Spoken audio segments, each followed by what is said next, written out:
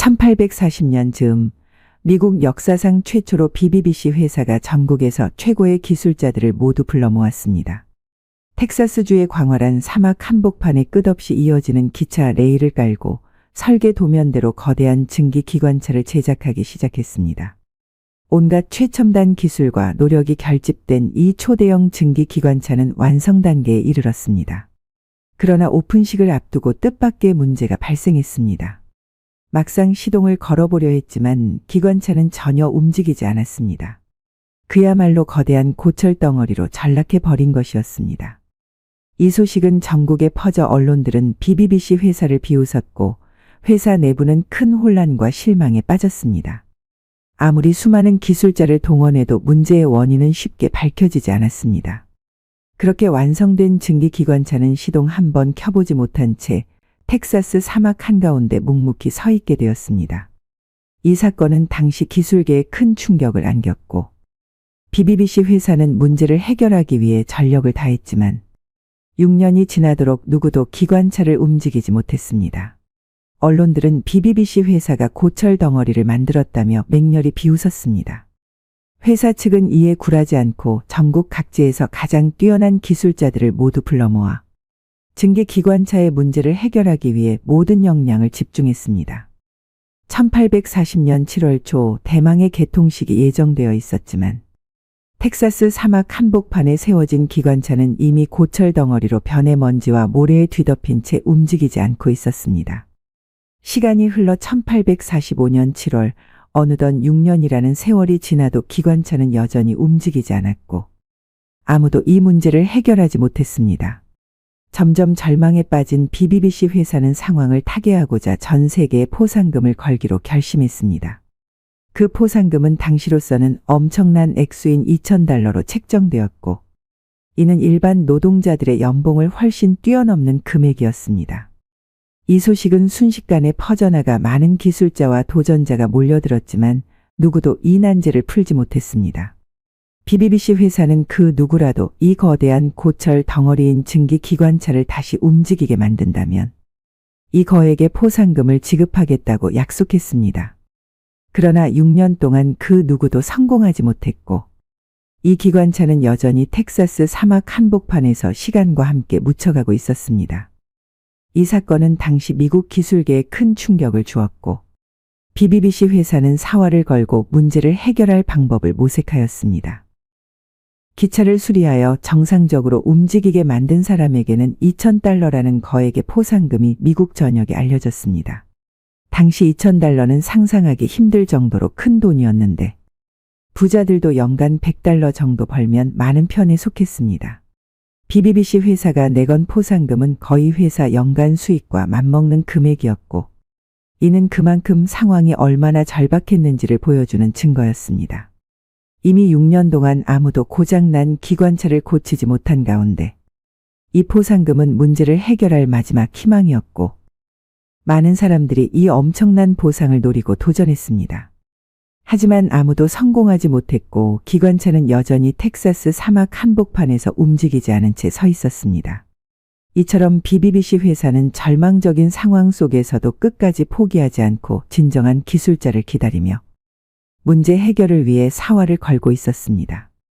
이 사건은 미국 역사에 남을 만큼 큰 화제가 되었으며 당시 기술자들과 국민들에게 큰 관심과 긴장감을 안겨주었습니다.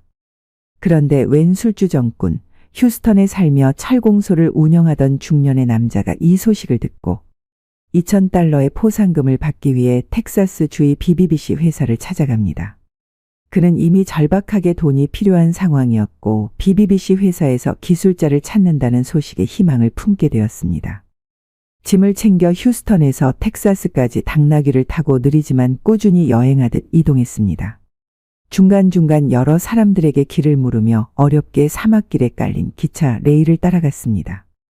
마침내 그는 실제로 고철 덩어리로 변해버린 증기 기관차 앞에 도착하게 됩니다. 그곳에서 BBBC 회사 사람들을 만나게 되었고 그들은 이 낯선 남자가 어떤 도움을 줄지 궁금해했습니다.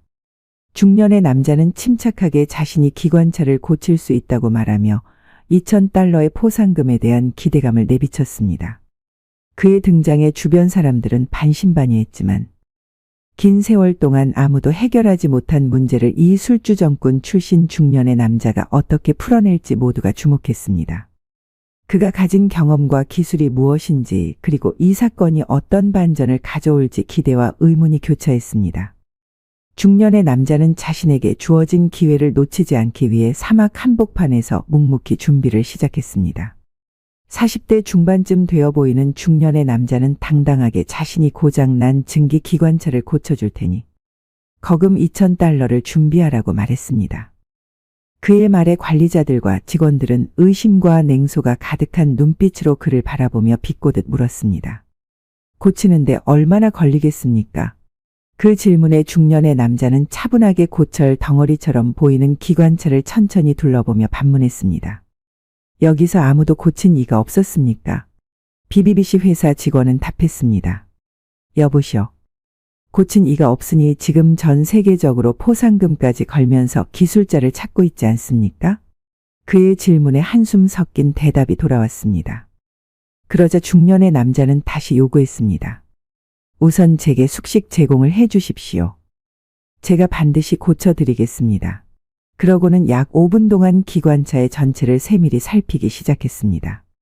BBBC 회사 사람들은 마지막 한 가닥 희망이라도 붙잡는 심정으로 그를 받아들였습니다. 그리하여 중년의 남자에게 사막 한복판에 텐트를 치고 매 끼니마다 식사를 제공하며 목욕물까지 지원해 주겠다고 약속했습니다.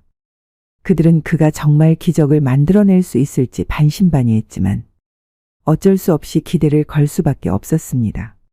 그런데 이 중년의 남자는 회사에 도착하자마자 뭔가 대단한 기술자처럼 행동하는 것도 아니었고, 그렇다고 시급하게 뭔가를 고치려는 모습도 보이지 않았습니다. 오히려 그는 매일같이 술을 마시고 사람들 앞에서 대낮부터 낮잠을 자는 것이었습니다. 사람들은 점점 더 의아해졌고 의심의 눈초리로 그를 바라보기 시작했습니다.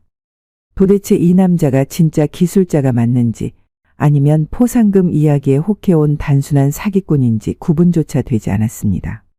BBBC 회사의 직원들은 속으로는 이미 절망에 가까운 심정을 품고 있었지만 사막 한가운데 아무 대안도 없었던 상황이라 그저 묵묵히 기다리는 수밖에 없었습니다. 혹시라도 그가 어떤 기적을 보여줄지도 모른다는 희박한 기대와 그래도 누군가가 움직여주기만을 바라는 심정으로 매일을 버티며 지켜봤습니다. 그런데 어느 날 술 취해 비틀거리며 텐트 앞에 앉아있는 그의 모습을 본 한 직원은 결국 참지 못하고 회사로 보고하게 됩니다. 사장님, 이 남자 정말 이상합니다. 고치기는커녕 매일 술에 취해 잠만 잡니다. 저희가 너무 큰 착각을 한 것 같습니다. 그렇게 시간이 흘러 약 40일쯤 되었을 무렵 드디어 BBBC 회사의 본사 사장이 직접 현장에 출두하게 됩니다. 그는 본래 이 프로젝트에 엄청난 자금과 인력을 쏟아부었던 사람이었고 회사의 명운이 걸린 기관차 개통식이 6년째 멈춰있는 상황을 더 이상 두고 볼 수 없었던 것입니다. 사장은 현장에 도착하자마자 직원들로부터 지금까지의 경과와 중년 남자가 한 행동에 대한 자세한 보고를 받았습니다. 듣는 내내 그의 얼굴에는 분노가 서렸고 마침내 사장은 한숨을 내쉬며 중얼거립니다. 말도 안 되는 일이군. 이자는 기술자도 아닌 사기꾼일지도 모르겠어. 도대체 누가 이런 사람에게 숙식까지 제공하라고 했지? 직원은 조심스럽게 대답했습니다. 사장님, 당시엔 워낙 절박한 상황이어서 그 사람 외에는 더 이상 지원자도 없었습니다. 사장은 더 이상 참지 못하고 술에 취해 텐트 안에서 코를 골며 깊이 잠든 중년 남자에게 다가갑니다. 그는 뚜벅뚜벅 다가가서는 그의 앞에 서서 한참을 지켜보더니 결국 큰 소리로 외칩니다. 이보시오. 자네 도대체 뭐하는 사람인가? 이게 무슨 작정이오? 회사 사람들 다 바보로 아는 거요. 그 순간 중년의 남자는 눈을 슬쩍 뜨고는 흐릿한 눈으로 사장을 바라봅니다. 그리고는 느릿느릿 몸을 일으키며 말합니다. 중년의 남자는 사장님 앞에서 결코 기죽지 않고 오히려 당당한 태도로 목소리를 높였습니다. 그는 사막의 뜨거운 태양 아래 먼지가 가득한 물통을 들어 한 모금 마시며 이렇게 말했습니다. 아, 왜 낮잠만 자냐고요? 이 뜨거운 태양 아래서 무슨 짓을 하겠습니까? 그동안 아무도 못 고친 증기기관차를 제가 고치려면 충분한 시간과 준비가 필요합니다. 그의 목소리에는 짙은 피로와 동시에 강한 자신감이 담겨 있었습니다. BBBC 회사의 사장님은 그런 중년 남자의 태도에 잠시 당황했지만 곧 침착하게 직원들을 향해 말을 건넸습니다. 이분이 누구인지 알고 있습니까? 직원들은 중년 남자의 겉모습만 보고 술주정뱅이라고 여겼지만 사장님의 진지한 말투에 잠시 말을 잃었습니다. 사장은 손짓으로 직원들의 감정을 진정시키며 자리를 가라앉혔습니다. 중년의 남자는 다시 말을 이어나갔습니다. 저기 저 사막 한가운데 먼지를 뒤집어 쓴 증기기관차가 6년 동안이나 멈춰 있었죠. 그런데 그 누구도 그것을 고치지 않았습니다. 고친 것이 아니라 단지 못 고친 겁니다. 그는 자신이 가진 오랜 경험과 기술적 지식을 바탕으로 침착하게 말했습니다. 그의 말에 사장님과 직원들은 아무런 대꾸를 하지 못했습니다. 그동안 자신들이 6년 동안 해결하지 못한 문제를 단 한 사람이 해결할 수 있다는 사실이 믿기지 않는 듯 모두가 잠시 침묵에 빠졌습니다. 이 순간 중년의 남자는 사장님과 직원들 모두가 느끼지 못했던 진실을 꺼내놓으며 자신이 이 문제를 해결할 열쇠임을 암시하고 있었습니다. BBBC 회사의 직원들과 사장님은 또 아무 말 못하게 됩니다. 중년의 남자는 말을 계속합니다. 저는 엔지니어로서 59일을 쉬고 마지막 60일째에 고쳐드리겠습니다. 어떻습니까? 제 조건이 싫으시면 다시 6년 동안 다른 기술자를 찾아보시던지. 그는 비록 겉모습은 허름했지만 말 한마디 한마디에서 풍겨나오는 자신감과 전문성은 누구도 부인할 수 없는 무게를 지니고 있었습니다. 그의 태도는 단순한 술주정뱅이가 아닌 문제의 핵심을 꿰뚫는 진정한 해결사의 모습이었습니다. 그리고 그 순간 BBBC 회사의 사장과 직원들은 그동안 자신들이 놓치고 있었던 무언가를 깨닫고 아무 말 못한 채 회사로 돌아갑니다. 중년의 남자는 피식 웃으며 위스키 한 잔을 마시고 다시 밀짚 모자를 눌러쓰고 낮잠을 청하게 됩니다. 정확히 60일째 되는 아침, 중년의 남자는 술도 마시지 않고 낮잠도 자지 않은 채 깨어 있었습니다. 그는 아침 햇살 아래 먼지가 자욱한 증기기관차 앞에 서서 무겁게 한마와 망치를 들었습니다. 하지만 사실 그는 처음부터 이 기관차가 왜 고장 났는지 알고 있었습니다. 문제는 아주 간단했습니다. 마치 손가락에 가시가 박힌 것처럼 사소한 문제였던 것입니다. 다만 그가 60일 동안 쉬고 놀았던 이유는 따로 있었습니다. 그것은 바로 BBBC 회사가 자신에게 약속한 포상금을 쉽게 지급하지 않을까 봐 시간을 끌며 느긋하게 기다렸던 것입니다. 그는 일부러 서두르지 않고 매일 술을 마시며 낮잠을 자는 척하면서 사람들의 의심을 피했습니다. 직원들과 사장님은 중년의 남자가 정말 일을 할 의지가 없고 능력도 없다고 생각하며 의심과 불신을 품고 있었습니다. 그러나 그는 그 모든 시선을 무시하고 자신의 타이밍을 기다렸습니다. 60일이 지나도록 일부러 고치지 않고 시간을 끈 것은 돈을 받기 전까지는 절대 서두르지 않겠다는 그의 계산이었습니다. 중년의 남자는 마치 손가락에 박힌 가시를 빼듯 아주 간단한 해결책으로 문제를 바로잡을 수 있었지만 BBBC 회사가 제때 약속을 이행하지 않으니 자신도 그만큼 시간을 끌 수밖에 없었던 것입니다.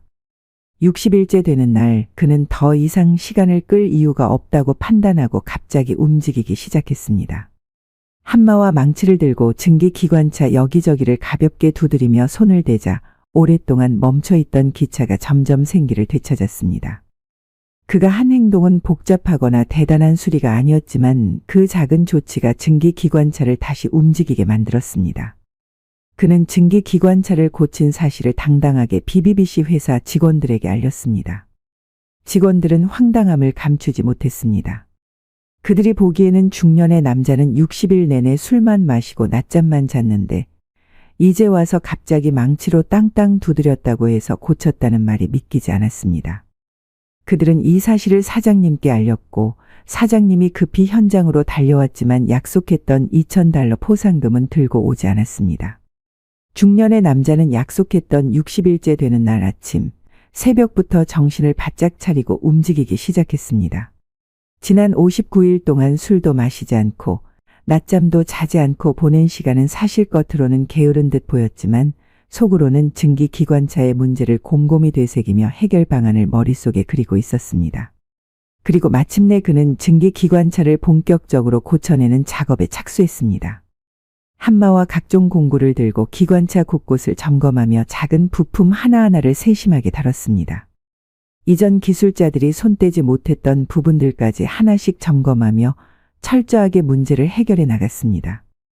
마침내 증기기관차는 이전과는 전혀 다른 모습으로 정상 작동하기 시작했습니다. 중년의 남자가 수리한 증기기관차가 처음으로 힘차게 증기를 내뿜으며 굉음을 내자 그 소식은 곧 텍사스 전역에 퍼졌습니다. BBBC 회사 직원들은 믿기 어려운 광경에 눈을 의심했고 곧 전국 각지에서 기자들이 몰려들어 현장을 취재하기 시작했습니다. 기자들은 현장에서 직접 증기기관차가 움직이는 모습을 담으며 대대적으로 보도했습니다. 그동안 6년간 움직이지 않았던 기관차가 드디어 정상 작동하게 되었다는 소식은 전국에 큰 화제를 불러일으켰습니다. 하지만 중년의 남자의 상황은 곧 급변했습니다. 그는 포상금을 받으러 왔지만 회사 측에서는 그를 인정하지 않고 마치 찬밥 취급하듯 무시하며 협박하는 태도를 보였습니다. 중년의 남자는 자신이 직접 고친 증거를 보여주었지만 회사 측은 마치 자신들이 수리한 것처럼 언론에 거짓 보도를 하며 중년의 남자를 몰아내기 시작했습니다. 그는 회사 건물에서 쫓겨나듯 내몰렸고 언론에는 회사가 기술자들의 노력으로 증기기관차를 고쳤다는 대대적인 기사가 실렸습니다. 중년의 남자의 이름은 언론에서 사라지고 대신 BBBC 회사의 이름만 크게 부각되었습니다. 중년의 남자는 씁쓸한 마음으로 멀어져 갔지만 그가 고친 증기기관차는 여전히 사막길 위에서 힘차게 움직이고 있었습니다. 그 누구도 그를 기억하지 않았지만 진실은 오롯이 증기기관차의 굉음 속에 살아 숨쉬고 있었습니다.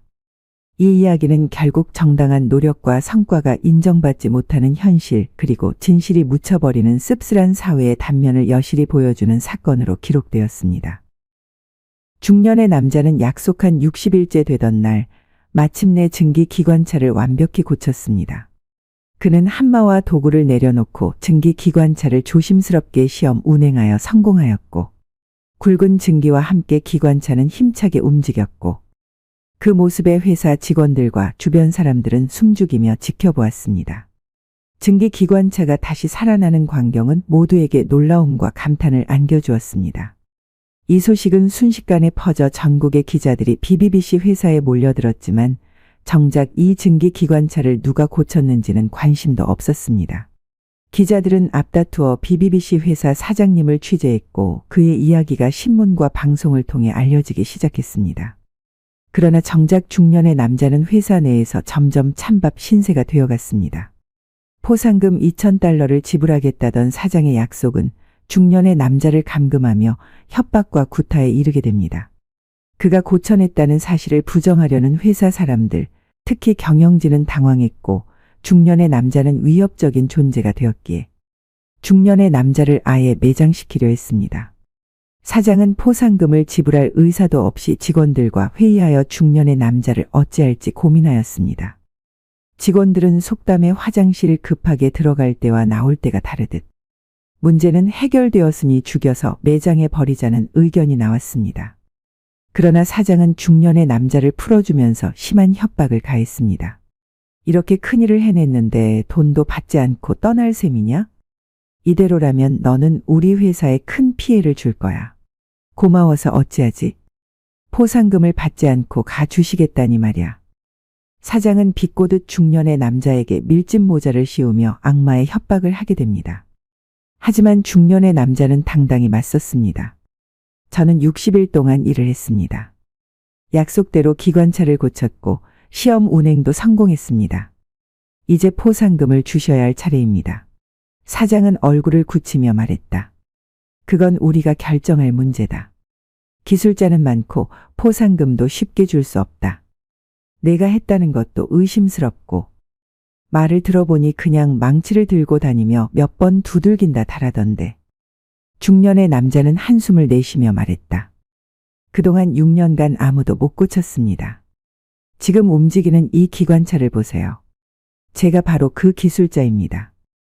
당신들이 얼마나 무능했는지도 증명된 셈이죠. 사장과 직원들은 말을 잃고 갈팡질팡했습니다. 하지만 사장은 결국 뒤로 물러서며 차갑게 말했다. 포상금은 다시 생각해보겠다. 당장은 줄 수 없다. 그러니 이쯤에서 꺼져.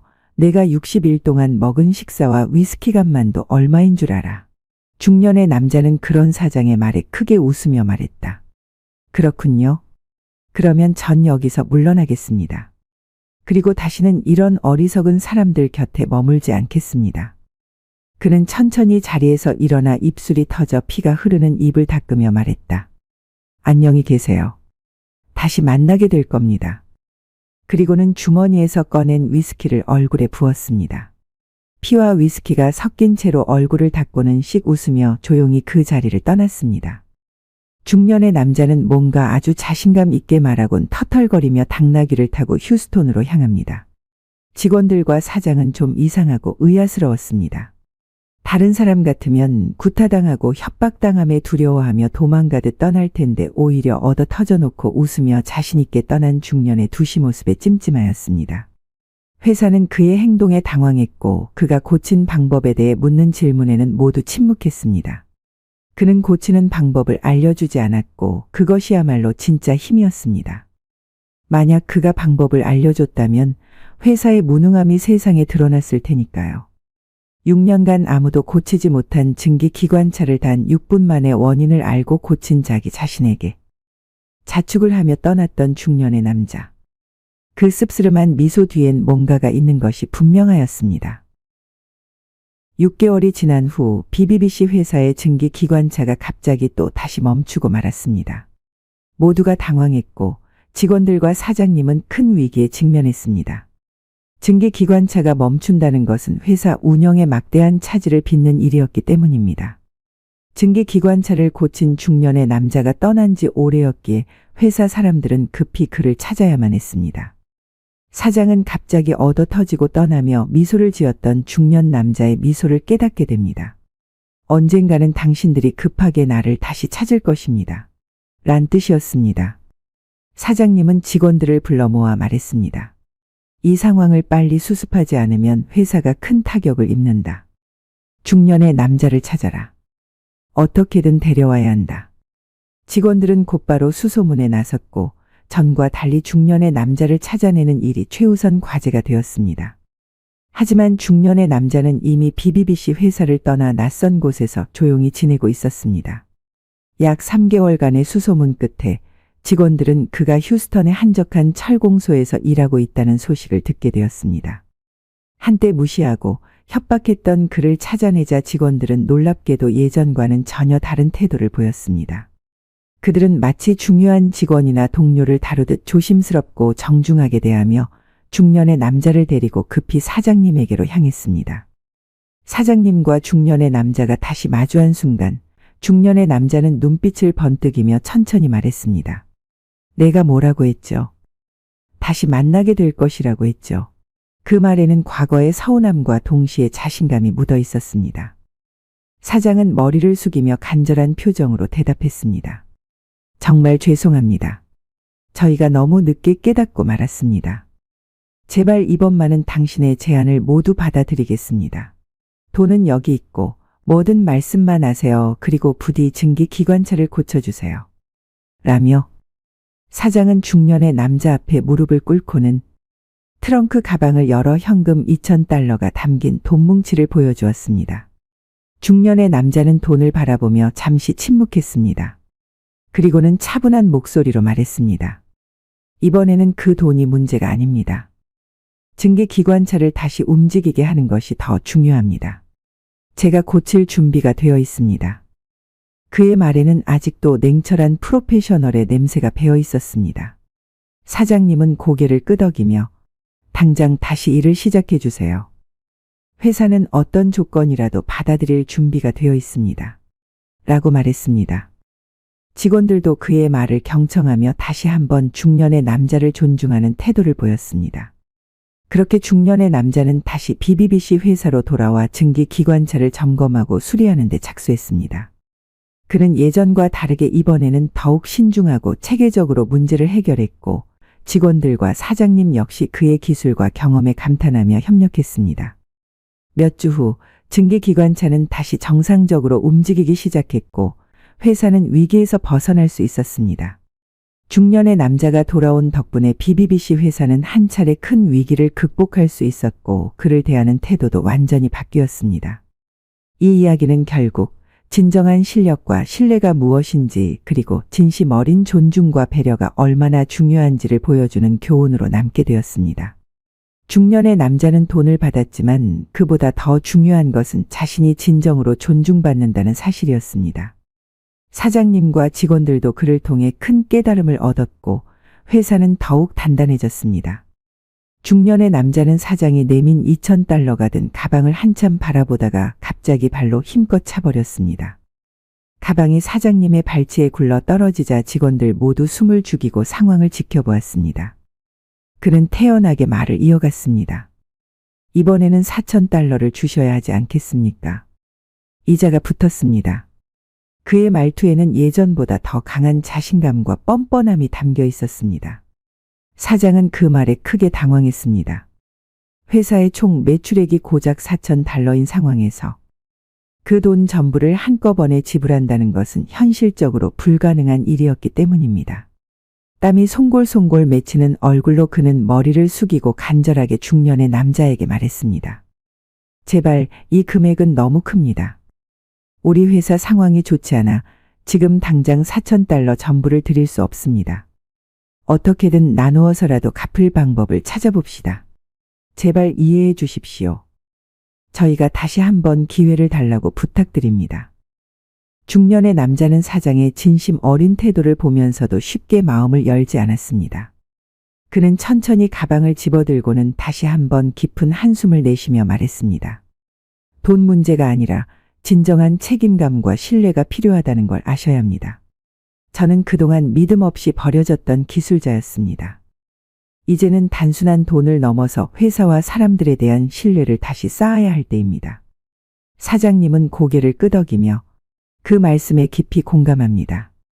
저희도 많이 반성했습니다. 이번 기회에 꼭 함께 성공할 수 있도록 최선을 다하겠습니다. 라고 답했습니다. 직원들도 그동안 무시했던 중년의 남자를 다시 보게 되었고 그의 기술과 마음가짐에 존경을 표했습니다.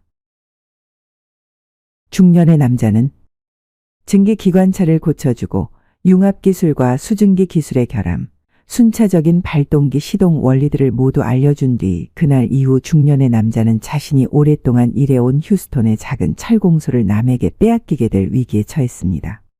그의 곁에는 단단했던 마음과 의지 외에 그 어떤 것도 남아있지 않았습니다. 그가 소중히 간직했던 돈 가방에서 약 $1,000만 조심스레 꺼내 손에 쥐었습니다. 그 돈마저도 그에게는 마지막 희망의 불씨와 같았습니다. 중년의 남자는 깊은 한숨을 내쉬며 그 돈을 주머니에 넣고는 모든 것을 정리한 뒤 자신을 찾아온 BBBC 회사의 사장과 마주 앉았습니다.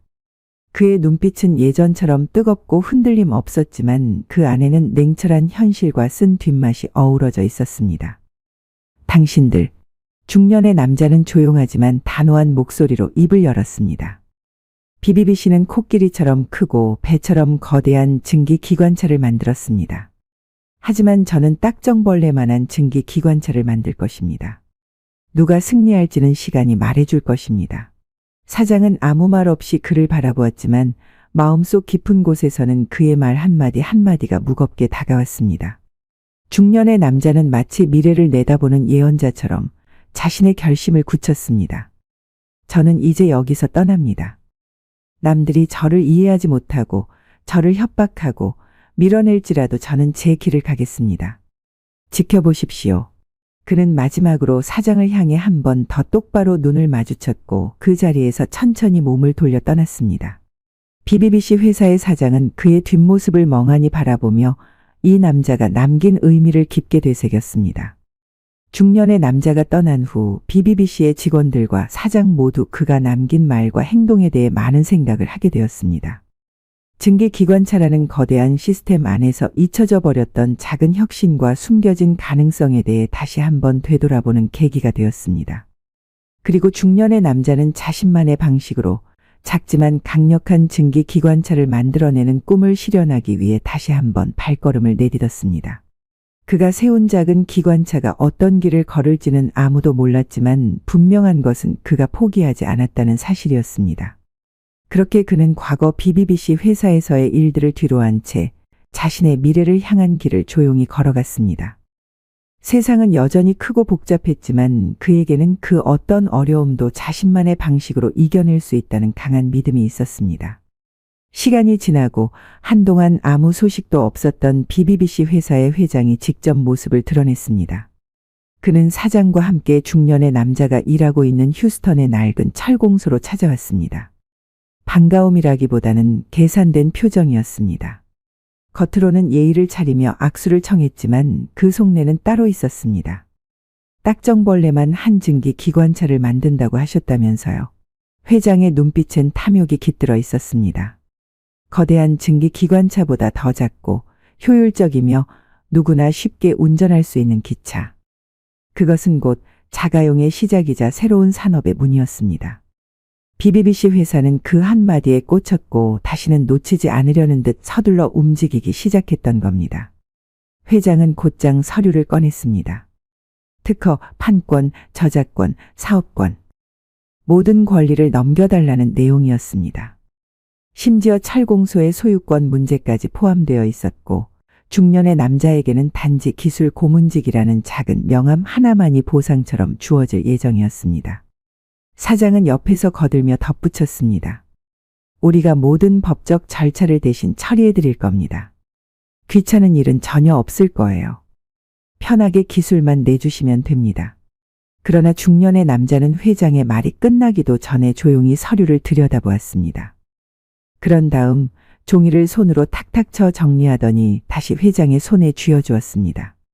지금 제게 오신 이유는 단 하나입니다. 딱정벌레처럼 작고 똑똑한 기관차를 만들 수 있을까 그 기술을 사겠다는 거죠. 그는 조용하지만 단호한 어조로 말을 이었습니다. 그 기술은 제 것이기도 하지만 앞으로의 세대를 위한 것이기도 합니다. 사겠다면 가격을 다시 말씀하셔야 합니다. 제가 제시하지 않은 조건이라면 더는 이야기할 것도 없습니다. 회장의 얼굴이 순간 일그러졌고 사장은 말없이 침을 삼켰습니다. 중년의 남자는 그 어떤 위협도 가머니설에도 흔들리지 않는 눈빛으로 철공소의 한 구석에 놓인 작은 기관차를 바라보았습니다. 그 눈빛은 이미 모든 것을 예감하고 있었던 듯 담담하게 불씨를 안고 있었습니다. 그 중년의 남자는 서류를 내밀던 회장을 향해 천천히 고개를 저었습니다. 그 말투는 조용했지만 단호했습니다. 그 권리요? 모두 사겠다고요? 전 그럴 생각 없습니다. 회장의 이마에 주름이 짙게 잡혔습니다. 사장은 눈치를 살피며 한 발 물러났고 철공소 안은 잠시 정적에 휩싸였습니다. 그러다 중년의 남자가 입을 열었습니다. 당신들은 증기기관차를 10년에 한 대씩 만들어냅니다. 부품 하나하나가 크고 무겁고 사람이 몇십 명씩 달라붙어야 움직이게 만들죠. 하지만 전 작은 딱정벌레 기관차를 하루에 10대를 만들 것입니다. 그 말에 회장은 미간을 찌푸렸습니다. 그러나 그 다음 말이 더 결정적이었습니다. 그리고 당신들의 증기기관차가 시속 50km라면 제가 만들어낼 딱정벌레 증기기관차는 시속 100km 이상일 겁니다. 작고 가볍고 빠르며 누구나 운전할 수 있는. 회장은 말문이 막힌 듯 입을 다물었습니다. 순간 자신이 무엇을 놓치고 있는지 깨달은 듯 얼굴이 창백해졌습니다. 그 기술, 그 철학, 그것이 바로 미래였습니다. 그리고 그 미래는 지금 눈앞에 있는 입술이 터진 채 웃고 있는 이 중년 남자의 손 안에 있었습니다. 회장은 다급해졌습니다. 그날 이후 그는 사장과 함께 수차례 철공소를 찾아왔습니다. 정중하게, 때로는 집요하게, 그리고 급기야는 법무팀까지 동원해 문서를 보내기 시작했습니다. 기술을 넘겨달라, 협업을 하자, 투자하겠다는 말로 온갖 유혹을 쏟아부었습니다. 하지만 중년의 남자는 흔들리지 않았습니다. 오히려 더욱 조용히 그러나 빠르게 움직였습니다. 그는 마침내 사업자 등록을 마쳤고 자신만의 회사를 설립했습니다. 회사의 이름은 별로 고민하지 않았습니다. 그냥 자신의 이름을 그대로 쓰기로 했습니다. 회사 이름이요? 그냥 해리포드라고 하죠. 당시엔 많은 이들이 자신의 성이나 이름을 그대로 회사 이름으로 썼습니다. 그는 그것이 자연스럽다고 여겼고 또한 자부심을 걸 수 있는 이름이라고 생각했습니다. 중년의 남자의 이름은 해리포드였습니다. 작고 낡은 철공소 앞에 손수 만든 나무 간판을 걸었습니다. 딱정벌레처럼 작은 증기 차량 하나가 그 옆에 놓여 있었고 그 옆에서 작업복을 입은 해리포드는 묵묵히 망치를 들고 있었습니다. 그 누구도 그가 웃으며 떠난 날 그 안에 품고 있던 설계도와 원리를 알지 못했습니다. 그리고 아무도 그가 언젠가 이 땅을 달릴 자가용의 아버지가 될 것이라는 예감을 하지 못했습니다. 단지 한 사람 해리포드만이 알고 있었을 뿐입니다. 자신이 만들려는 건 단순한 차량이 아닌 사람들이 원하는 속도로 원하는 곳을 자유롭게 갈 수 있게 해주는 삶의 도구라는 것을. 그리고 그것은 거대한 증기기관차 회사들이 결코 흉내낼 수 없는 일이었습니다. 1908년 해리포드 씨는 자신의 기술과 경험을 아들에게 모두 전수하셨습니다. 그리고 오랜 고민 끝에 회사의 이름도 바꾸기로 결심하셨습니다. 그 이름은 바로 오늘날 우리가 잘 알고 있는 포드였습니다. 당시 해리포드 씨는 아들에게 이렇게 말씀하셨습니다. 아버지 이름은 이제 잊혀도 좋다. 그러나 너는 이 기술을 더 멀리, 더 빠르게 발전시켜야 한다. 이름에 얽매이지 말고 너의 길을 가거라.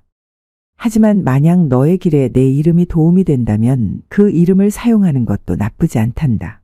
그의 아들은 그 말을 가슴 깊이 새기며 결국 회사를 포드로 이름 짓게 됩니다. 사실 이 결정은 단순한 장명 이상의 의미를 지니고 있었습니다.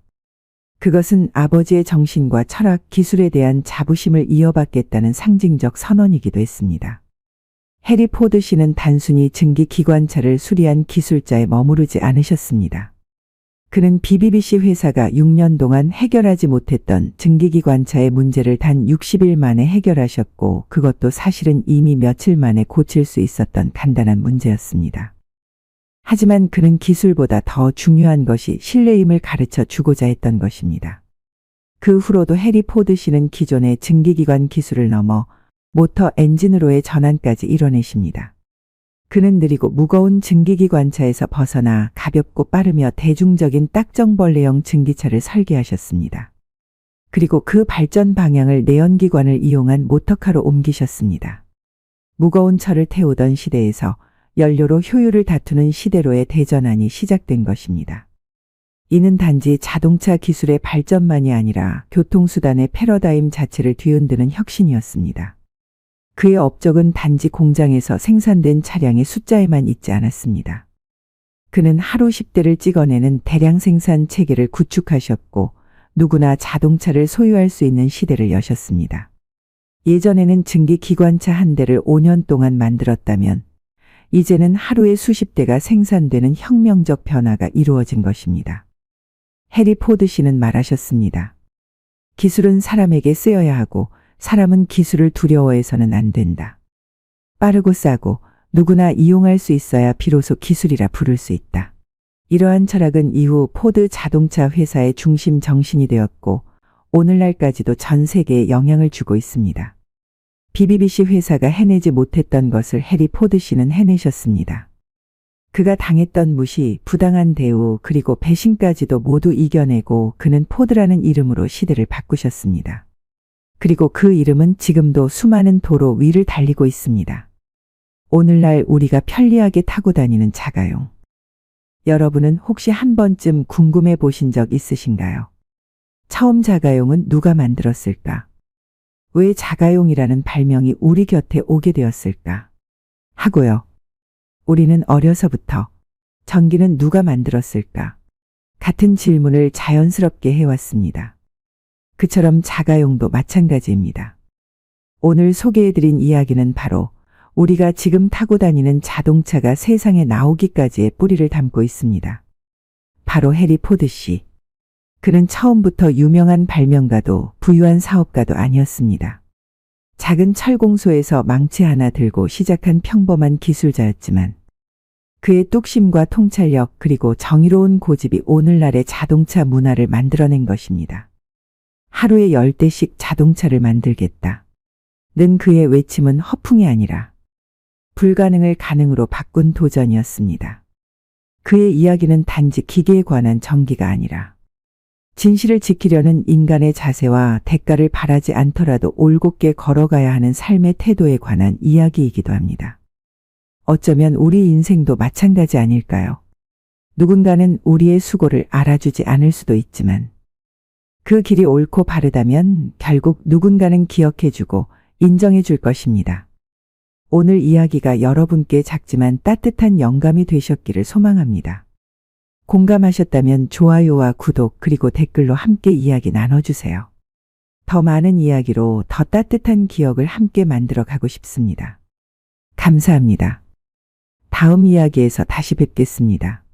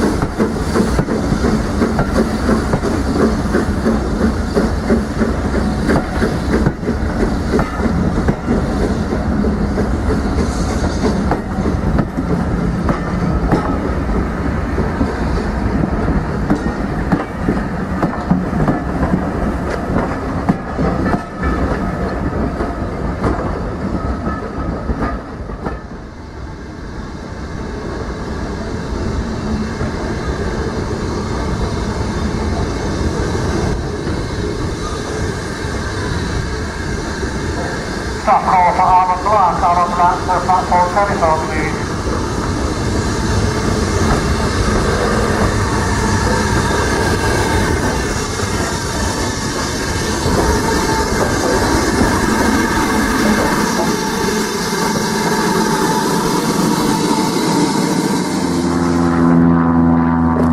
Train now approaching platform 1 is the Alton service, calling out bed 74 Marks to Alton. Bed 74 Marks to Alton, we train now arriving at platform at number 1.